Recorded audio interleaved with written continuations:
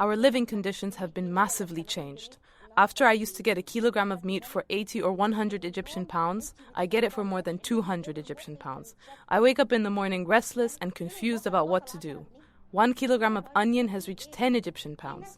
Maybe I can get it, but a lot of others can't. Why, Mr. President, is this the case? We are living in a famine. This is a famine. This is not okay. Mohammed is an Egyptian housewife. She's 61 and lives in the capital, Cairo, with her husband.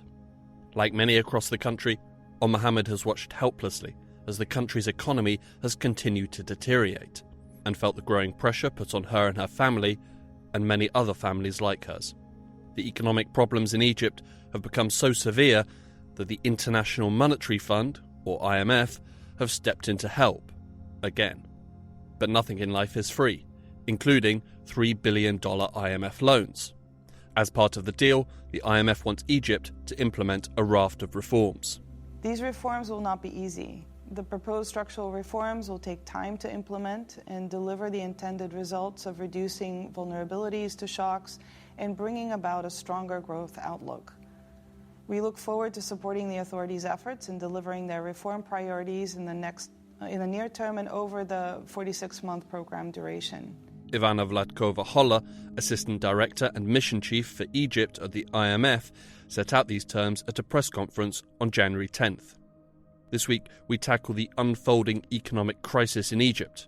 We ask what the terms of the IMF deal are. Can Egypt implement the reforms to bring about this stronger growth outlook? And how will the Egyptian military, the most important economic actor in the country, react to the strict conditions that could undermine its position? I'm Hugo Goodridge, and you're listening to The New Arab Voice.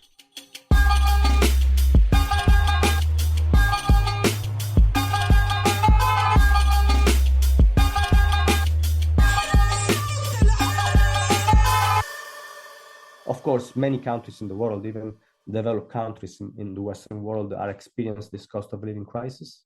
This is Umberto Profazio. Currently Associate Fellow at the International Institute for Strategic Studies and the Maghreb Analyst for the NATO Defense College Foundation in Rome. With a population touching on 110 million, almost a third of the country is currently experiencing poverty. And nearly 60% are at poverty rate or at risk of poverty.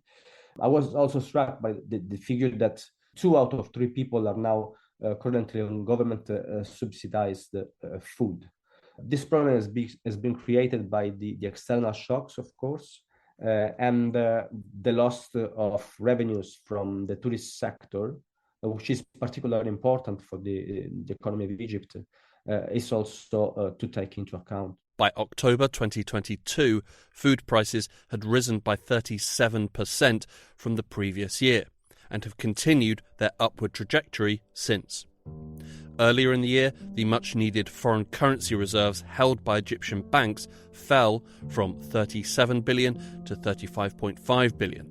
This withdrawal contributed to the devaluation of the national currency, the Egyptian pound, meaning that the money that Egyptians do have is now worth less than ever. Things have massively changed in the past year, especially due to the devaluation of the Egyptian pound, which has lost about 51% of its value against the US dollar. The wincing sour cherry on top of this terrible economic sundae is the country's high level of debt. Between June 2013 and March 2022, Egypt's foreign debt tripled. Nearly half of Egypt's state revenue goes to servicing its debt, which amount to 90% of its gross domestic product, or GDP. Economics can be tricky, and if you're lost at this point, don't panic. In short, the Egyptian economy is in a bad way, and subsequently, the Egyptian people are feeling the effects. But how have things gotten so bad? Where did it all go wrong? I think it's a mixed bag, because from what we have seen in the past few years, there has been a lot of mismanagement in the Egyptian economy. But at the same time, there are deep-rooted problems. Since independence, the country has witnessed strong public intervention in the economy. During the Nasser period, we had the nationalization programs. But after the end of the Cold War, there's been a kind of liberalization. The authorities attempted a privatization process. Throughout its modern history, Egypt's state has controlled a large majority of the country's economy. At points, they have made vague attempts to open the economy up, bring in private enterprise, and generally liberalise the investment space. These efforts have either failed, not gone far enough, or never truly been implemented in the first place. And more recent global events have also taken a hammer to the Egyptian economy. The most recent economic problems, I think, that can be categorized as external shocks. Of course, we can mention the COVID-19 pandemic. That was a huge moment for the world's economy. But also the supply chain disruptions that came immediately after that. And Egypt was the epicenter of that disruption with the episode of the Ever Given that was struck in the middle of the Suez Canal. And of course, we should not forget about the conflict in Ukraine, which has put Egypt's economy under a massive pressure due to the fact that Egypt is the world's largest importer of wheat. And according to some figures, it imports about 80% of its wheat from Russia and Ukraine. These global shocks have also impacted the vital tourism sector in Egypt, a vital source of foreign currency revenue. The president of Egypt, Abdel Fattah el-Sisi, has also become increasingly keen on mega projects with no obvious value. These have included building a brand new capital city from scratch, expanding the Suez Canal, and extensive road building, among other projects. These massive state projects have been cited as being responsible for depressing the private sector, discouraging foreign investment, and increasing Egypt's reliance on foreign credit. Enter the International Monetary Fund. After months of wrangling, they agreed to loan Egypt $3 billion that will be delivered over 46 months. With this loan, the IMF is seeking to achieve three main objectives in Egypt. Back to Ivana Vladkova-Holler, Assistant Director and Mission Chief for Egypt at the IMF, to explain. First, exchange rate and monetary policies will be focused on a permanent shift to a flexible exchange rate regime that would help absorb external shocks and rebuild reserves while gradually reducing inflation. Essentially, strengthening the Egyptian pound to avoid further devaluations, as recently witnessed.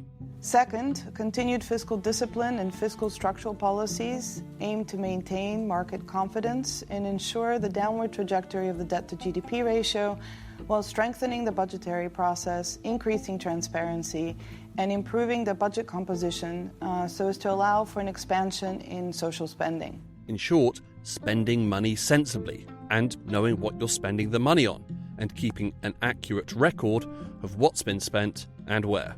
Third, a structural reform agenda will help promote private sector investment and secure strong and inclusive medium-term growth, including through reducing the role of the state in generating economic activity, leveling the playing field between state-owned enterprises and private companies, and removing barriers to trade.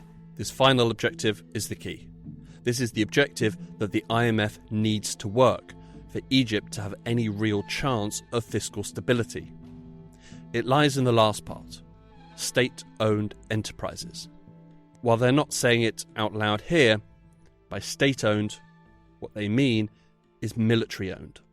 The military interference in the economy or the military involvement in the Egyptian economy really started in the days of Gamal Abdel Nasser in the 50s and 60s. This is Marina Ottaway.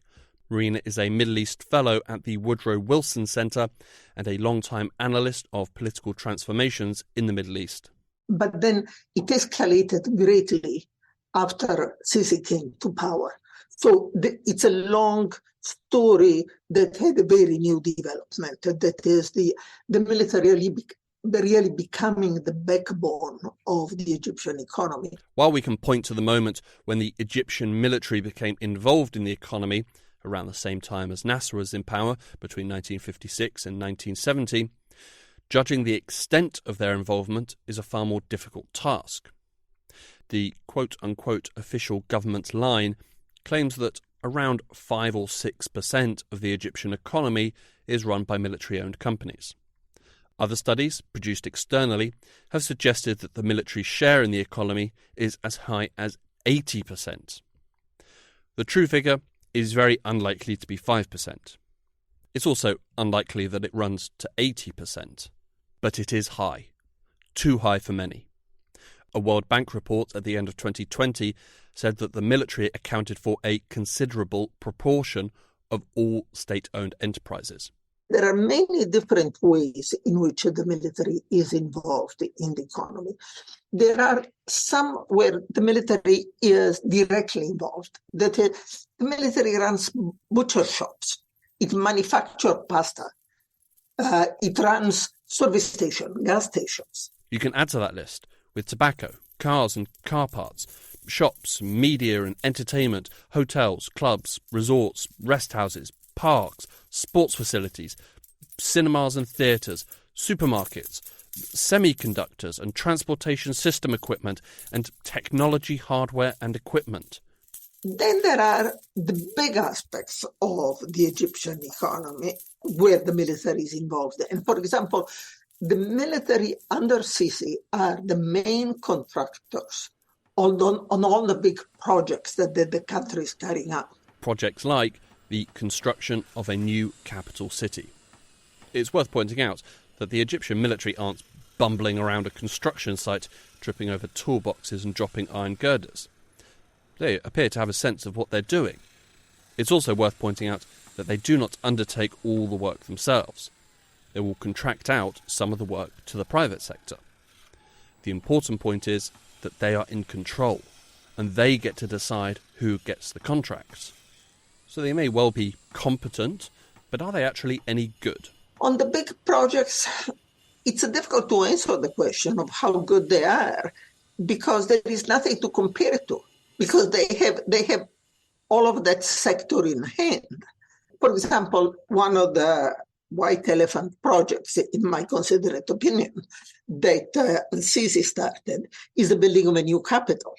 You know, the new administrative capital, which is halfway between Cairo and Suez. That's a project that was run by the military. Would somebody else have run it better? You know, we'll never know. The military did take in hand the broadening of the Suez Canal. They control the industrial zone that is being developed along the banks of the canal. Such as the control of the military, no other companies can ever really get a look in. They are not in competition. They're the only real players in the game, a policy which does not tend to help build a healthy and growing economy. Their control over large-scale construction projects is perhaps only rivaled by their control over land. 2 laws handed Egyptian land over to the Egyptian military. Law 143 of 1981 and Presidential Decree 152 and 153 of 2001. They stated that the Ministry of Defence had the right to declare any of the so-called quote-unquote desert lands as, quote, strategic zones of military importance, end quote. These laws meant that civilians had to coordinate with the MOD for any use of this land, which comprises an estimated 95% of Egypt's total surface area. Now, a lot of that military land essentially is worthless until the government builds a road. You know, for example, there is now a new road between Cairo and Suez. There is a much improved road in the desert between Cairo and Alexandria. And all along those roads, you see a lot of development. And that development is on land that used to belong to the military. It's very murky how it's sold, how is, you know, who cashes in the money and so on. But some of this land that originally when Nasser gave to the military was worthless, now is acquiring a real economic value. And there is no way to calculate what that is. You may be thinking, where's the problem with all of this? Well, for one thing, their income-generating businesses are exempt from taxes, from conducting inventories and valuations. If you were to say that this gives them a slight edge over private business in the country, then you'd be wrong. It gives them a massive advantage over private enterprise, while denying Egypt huge tax revenues. They're at the front of the queue, and sometimes the only people in the queue, for massive government contracts and pay no taxes. It is this issue that gets to the crux of the recent IMF demands for reform, which come pinned to the $3 billion loan. In exchange for the loan, the IMF wants to see a massive reduction in the state presence in the economy. Ivana Vladkova-Holler again at the IMF press conference on January 10th. So, on the state-owned enterprises, again, I'd point there to the authorities' state ownership policy. The authorities' reform program is based on giving a bigger role to the private sector, which is very much needed. And it is very important that the state ownership policy is endorsed at the highest level, including by the president. It is important that it is being made public. And it is important that the authorities are committing to provide information through an annual report on the progress in the implementation of that policy. This is a very important step towards reducing the role of the state in the economy. And we stand ready to support the authorities in the implementation of this very important reform. Thank you, Ivana. The state ownership policy is the Egyptian response to the IMF's demands for an economic level playing field. Drawn up last year, it promises that the state will withdraw completely from up to 79 economic sectors and partially exit some 45 others within 3 years, and increase private sector participation in public investments from 30 to 65%. It would represent a massive shift in ownership within the country and would have far-reaching implications. Now all they have to do is follow through with some action, which means complying with the requested demands of the IMF. It's a question of not whether they'll it's not a question that they say, no, we are not going to do it. No, we are not going to make our participate in more competitive bidding and so on. The question is to what extent they are going to manipulate the situation. Sadly, there's no real expectation that Egypt nor the Egyptian military will comply with the IMF's demands. The question is, because it's also murky, the question is, what are they really going to do? You know, when you say a playing field, I mean, they can hide what they are doing very easily, but if you talk, the IMF is asking for a playing field. When you talk to Egyptian businessmen, not all are unhappy with the military because they don't necessarily see it as competition. Within Egypt, there are those who have the favour of the military and make large amounts of money. The reforms sought by the IMF represent a massive change, and with change comes uncertainty and risk. And with such a proposed shift, there is the question as to whether the private sector in Egypt has the capacity to absorb the business from the military. I think yes, that capacity is there. How long it would take for it to expand sufficiently?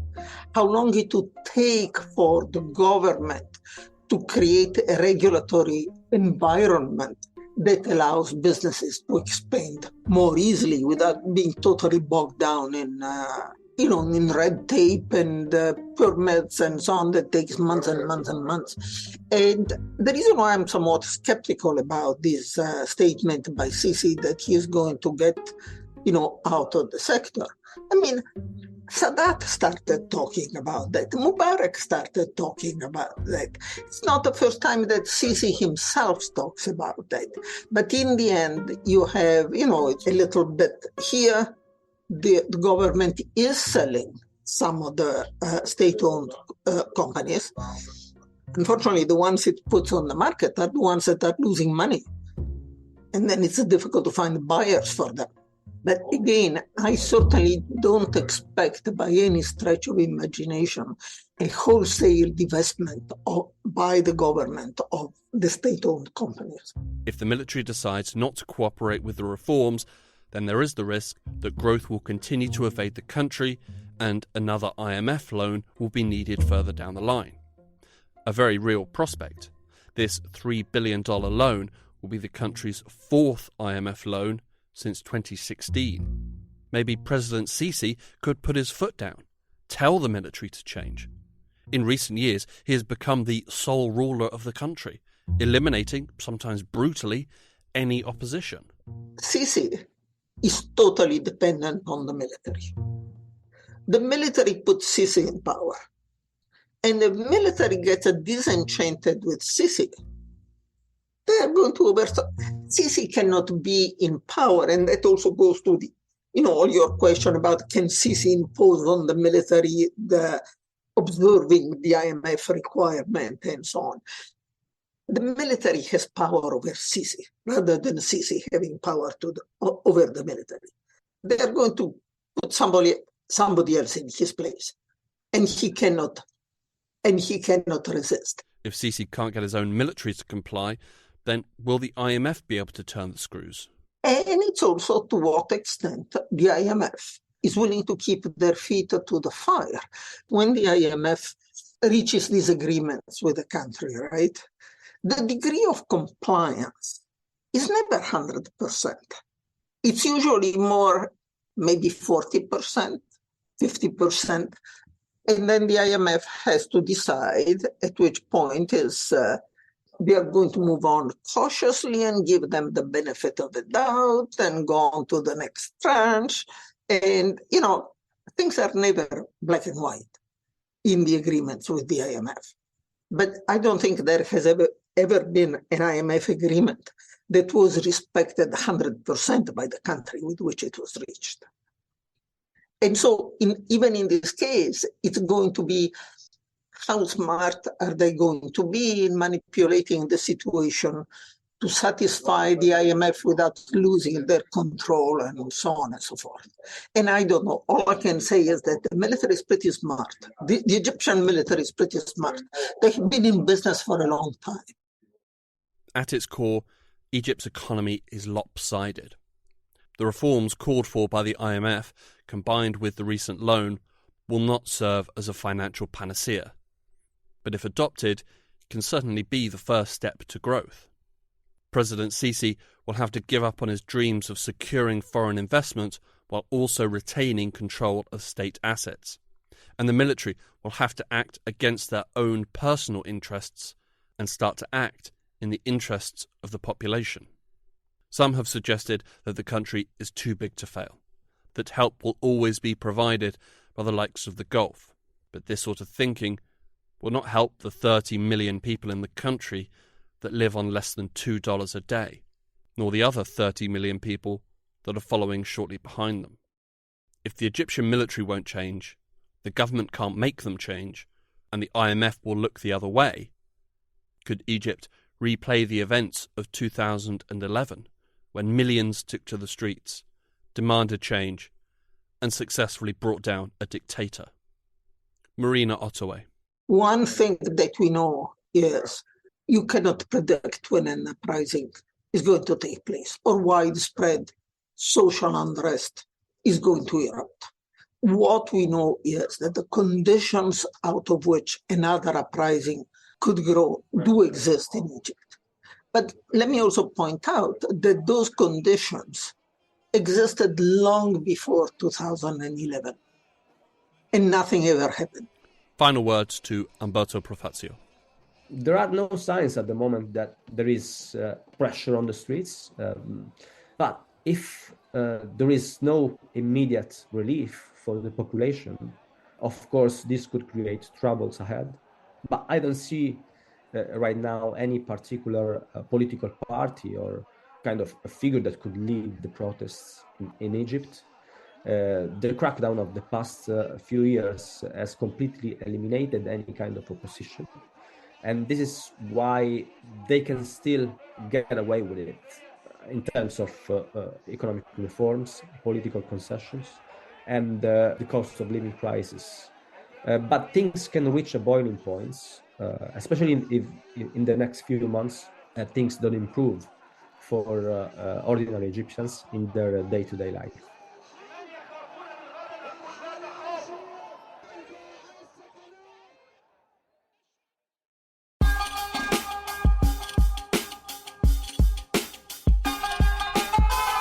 This episode of The New Arab Voice was written and produced by me, Hugo Goodridge. Our theme music was by Omar El Phil. The New Arab Voice will be back next week. Until then, you can find all our previous episodes on all major podcast platforms. You can also check out our Instagram page and Twitter account, both at The New Arab Voice, for additional content. We also have a weekly newsletter which you can sign up for. Find the link in the show notes. You can subscribe to the podcast so you never miss an episode, and you can also rate and review, which helps us spread the word. Don't forget to follow The New Arab on Facebook, Twitter and Instagram for all the latest news, analysis and opinion from the region.